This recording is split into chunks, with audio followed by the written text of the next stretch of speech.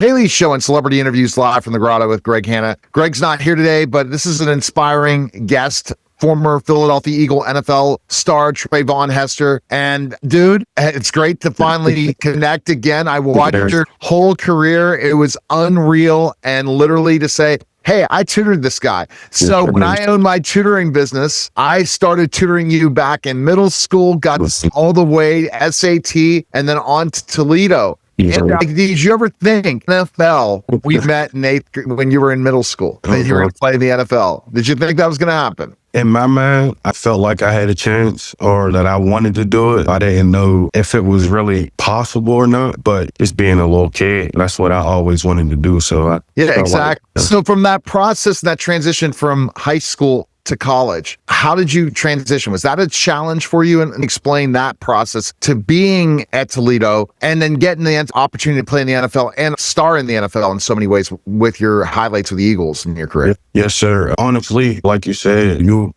we connected back in middle school, and that early process of me and you connecting is actually what predestined the education that I was going to be able to go through. And you just helping me be capable of understanding how to do this and how to do that, and just being on top of work and being very studious, like you said, prepping me for SAT and just giving me a pre-mindset of college level education system could look like or sound like. So it was like a pre-boot from you, and it was just actually more help. So that allowed me to gear in and lock in and just really take the tools and run with them. It's such a good point you make about the journey, right? The journey of understanding. And this is where we're going to go in the story of young people and stuff like that, to say, oh my gosh, I got this opportunity. I'm going, and education was just not your thing. But once you got to Toledo, did you know what to expect going from high school to college? First of all, college academically, but then secondly, playing at such a high level at Toledo. No, I wasn't prepared mentally or physically. Honestly, I was the first in my family to really venture on and do the college route. So I wasn't able to talk to nobody or get any kind of viewpoint of what college would look like or that aspect of college anyway. So it was an all new land and new fresh territory for me. So I just basically had to trust the fundamentals that I knew and was taught and just be steadfast.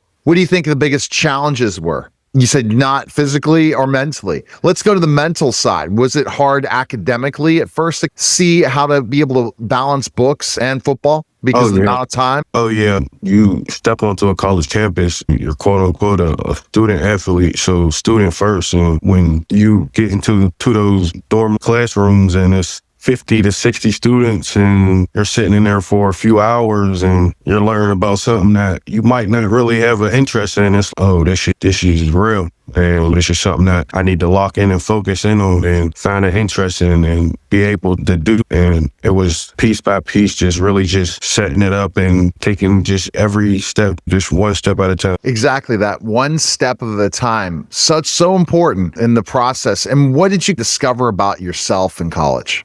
Oh, man. College was crazy for me because I started out as a gray shirt, so I was academically ineligible, and that's all through from us getting together because I wasn't really the best student coming out of high school. I was mainly I had the athletic ability to play the sport, but school I didn't really care about in a sense, and it wasn't that I wasn't smart enough, I just didn't have the interest for it. But once I learned that my physical ability could take me farther than where I could even see, I was able to understand that I need to lock in and really just take this stuff serious. Oh, exactly. And you started to see that in your growth period where in school, you're like, I don't really want to do anything, right? I'm just here. And then you got motivated more and more. But once you saw that, guess what? If our grades aren't good enough, you're not playing. Oh, yes, sir. And that kind of really educated you in so many ways of, whoa, this is where I'm going through. And just having to sit out my first year and not be able to play football and watch the guys that I came in with as freshmen be able to work out and be with the team and be around the team. And I still just like I'm up there, but I'm not able to do anything with the team. I just got to be academic. I got to get academically eligible. So that was more motivation for me to really kick the stuff in gear and to take it more seriously. And I was able to clarify for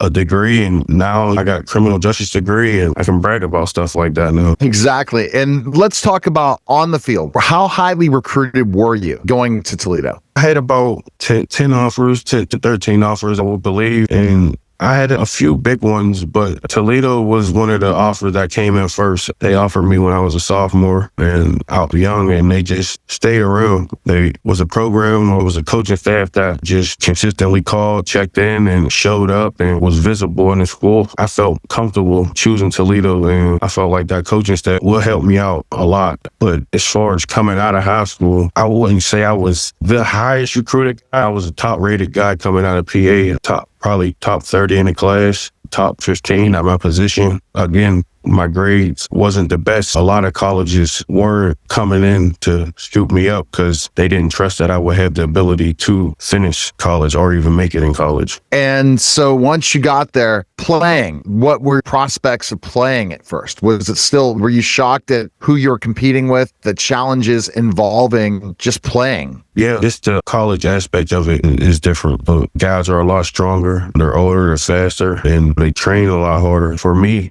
I was always a bigger guy, and that my size actually helped me out a lot. And the area that I came from was a tough area, and it made a lot more aggressive. That allowed me to, that actually helped it as well. Just getting stronger, I think I really needed to do was like the main thing, because coming out of high school, I was always athletically gifted, but I didn't like really work as hard. Exactly. And then once you did, you saw the fruits. So talk about your highlights, biggest highlights at Toledo. I was able to come in as a freshman and play, and I was second team All-MAC after my freshman year. I want to say a 3-time All-MAC recipient while I was at Toledo, 4-year starter, captain my senior year. Draft pick 2017, so one of the first draft picks to come out of Toledo in a long time, since it was like 2004, I believe, was the last draft pick. We kind of opened the door back up for a lot of kids that's coming out of Toledo right now. I think we just recently had a first-round draft pick like 2 years ago, Queen Mitchell, for the Philadelphia Eagles. It's a blessing to be able to say that I was one of the guys that opened the door and just relit the fire at Toledo.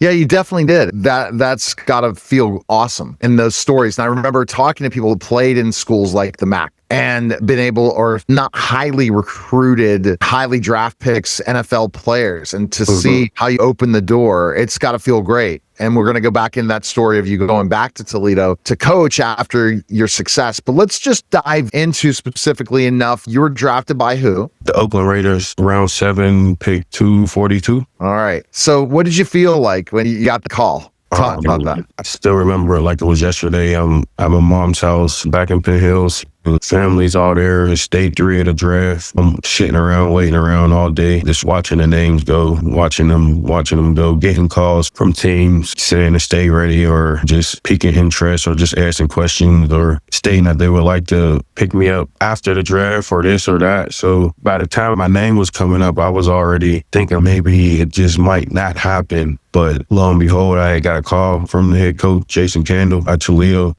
He was like, "Hey, man, answer your phone, man. Oakland's about to call you." As I'm hanging up with him, my agent calling and basically saying the same thing. And by the time I'm getting off the phone with my agent, Oakland, California number was coming in, and it was Reggie McKenzie on the other end, the general manager at the time. And it was just telling me how they were about to take me with this pick, and how he was excited to be able to work with me, and how he felt like I was a special guy and got a lot of different characteristics that could help.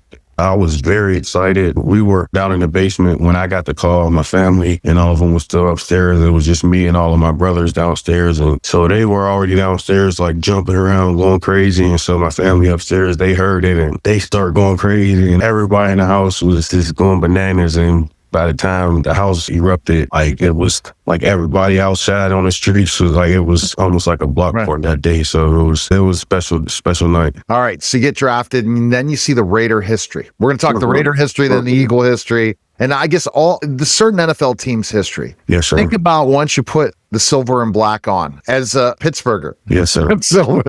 Putting the silver and black on. What did you learn about the tradition of the Raiders once you got there? Honestly, being a Pittsburgh guy, we're football players, so we know a lot of football history. We know football through and through. So it was an honor to be drafted by the Raiders and to be able to don in silver and black. Once a Raider, always a Raider. That's the slogan. To be able to say that I was a Raider and one of those guys is remarkable and a feat that I'll never diminish. It's just the feeling, right? The feeling of putting on that uniform. The black hole is serious. One of the greatest fan bases ever. And yeah, you gotta love it. What was your biggest, fondest memory? And then I know we're going to get to the Eagles. That was a wild one because you're going to be in the Guinness Book or always mentioned forever with the Eagles thing. But let's go to first of all, the Raiders thing. What do you think your fondest memory playing for the Raiders? So honestly, just being able to live in California, that was my first time being on the West Coast, being in the Bay Area. Traditionally, it's a cultural area. It's a lot of history in the Oakland area, the San Francisco area, all around just the Bay Area period. Just to be able to soak all of that stuff in at the young age that I was at and experience it at high level was just something that I'd never be able to take away. And just meeting the people that I was able to meet and gaining the big brothers that I got to gain and the leaders that I got to be around while being out there was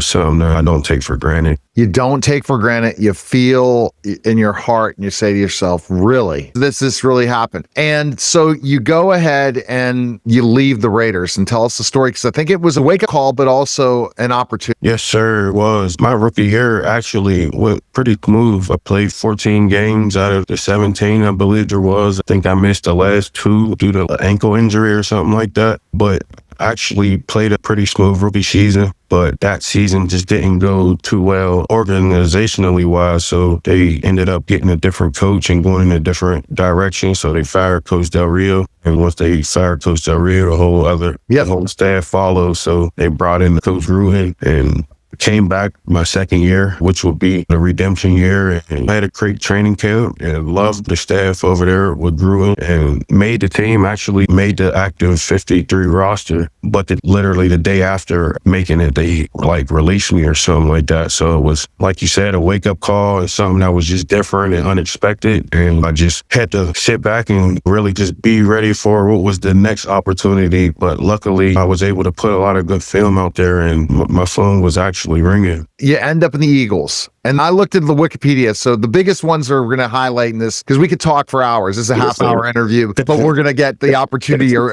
close to a half hour. We're going to close it out. Maybe have a part 2 because we're going to, I need to talk to you for 5 minutes of some collaboration because I was your mentor the first time. Yes, sir. Because you saw me as a big guy academically and you could talk about that, but I see some big things happening, especially where the media giant's going. And you're probably like, you knew when we were talking and debate and tutoring you, and my dreams of radio and TV and never knew where I would become. And also, I guess, as an agency and owning my own business and not working for anybody else, you would have probably, you knew those dreams were there. And we can talk about it. But I see so many things. But let's go to the Eagles, the biggest highlights of the Eagles. And then we're going to close off. We're going to definitely have it a part 2. And I have a lot of shows to book you on. So be ready. Tell me basically the Eagles experience where you will live in infamy. You had a good career. You had a good time in the Eagles, right? Yes, sir. Actually, when I had got released by Oakland, when I was walking out of the building, called my agent just to let him know what was going on, and he wasn't even informed yet. It was basically news to him, just like it was news to me. But by the time I was pulling back up to my hotel room, he was calling me back, just giving me information, letting me know, hey, we got about 3 or 4 teams who would be interested in bringing you in, and a couple might want workouts, but there's other few who are ready to just bring you in and put you on the practice squad and let you earn a name. And one of them was actually Philadelphia, and by the time he had said that, I was like, look, I'm ready to go close to home anyway, so let's just make the Philadelphia thing happen. And Howie Roseman, the GM over there, had called me and was able to connect and make that happen. And Philly was one of the best moves that I made because they gave me the opportunity to really get out there and play. And Coach Forrest, the defensive coordinator, he rotated defensive line like heck. I was out there with a lot of great people, Fletcher Cox, Hello Nada, Brandon Graham, Michael Bennett, Chris Long, you name them, that was with them, and all great guys. I was able to be around a great group of people. Absolutely. Wow. It's definitely, let's talk about the kick. Yes, sir. Yeah, talk about that, and I guess your biggest highlights after that. Let's nail that.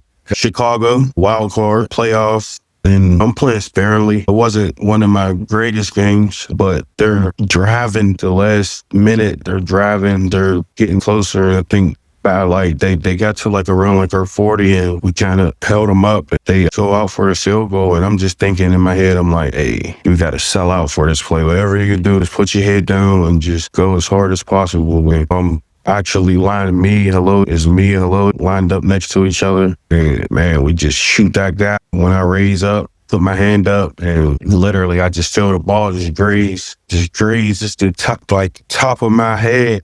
I'm like, yo, I got it. I got a piece of it. And as I'm turning around, like I see the ball wobbly, but then I see it correct itself. And like when I see it correct itself, I turn back around. I'm like, man, I didn't get enough. And as I turn back around, like it hits. And I don't see none of that. It hits. And as I'm like throwing my arms down, you can just see everybody just start running around. And I'm looking like, what? And they're like, yeah, like, oh, I'm like, he missed it. I'm like, he missed it. Oh, he missed it. And it was like crazy, man. So I ended up telling the special teams coach, like, I got a piece of that. I hit that. The rest was history. They ended up seeing on the film that it was actually tipped and counted it as a block. And yes, it does go down in Philadelphia Eagle history. I'm forever grateful to the Philadelphia Eagles organization. I get immense love from the community.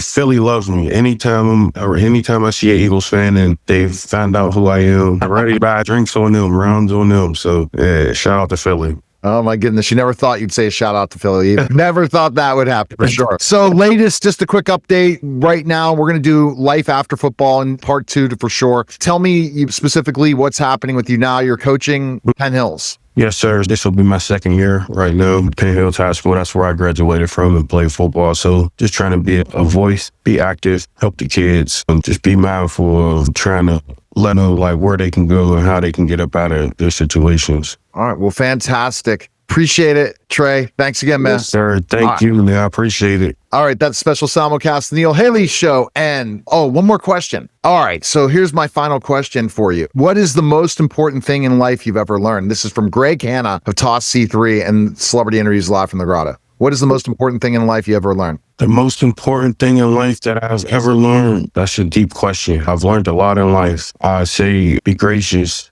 Be gracious of every opportunity. Take advantage of opportunities that come your way and show gratitude. Give love. Don't allow negativity to shape your life. You can be whatever you want to be. All right. Love it. Okay. That was the special simulcast of the Neil Haley Show and Celebrity Interviews Live from the Grotto. Greg Hanna, guys.